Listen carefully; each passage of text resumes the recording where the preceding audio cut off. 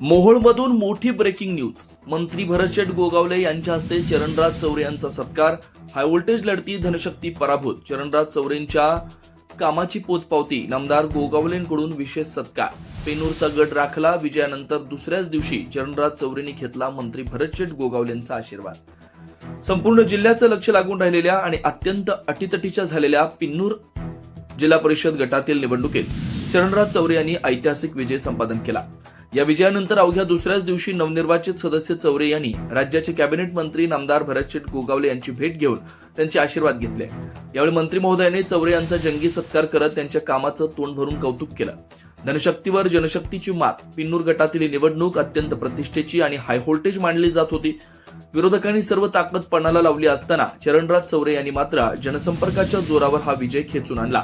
या विजयाचं वर्णन करताना मंत्री भरतशेठ गोगावले म्हणाले, हा विजय म्हणजे धनशक्तीच्या विरोधात सामान्य जनतेनं दिलेल्या जनशक्तीचा कौल आहे. चरणराज चौरे यांनी गेल्या काही वर्षात केलेल्या निस्वार्थी कामाची पोचपावती मतदारांनी दिली आहे. विजयाचा जल्लोष आणि पुढील संकल्प.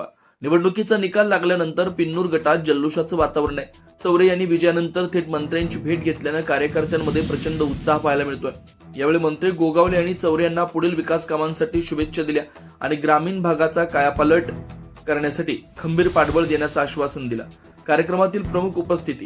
या सत्कार सोहळ्यावेळी पैलवान बाळासाहेब चौरे, सरपंच शिवाजी पासले, महान भारत केसरी योगेश बोंबाळे, लखन पवार, इंद्रजित क्षीरसागर, तानाजी नकाते, बापूराव उमदे यांच्यासह असंख्य पदाधिकारी व समर्थकांची मोठी उपस्थिती होती.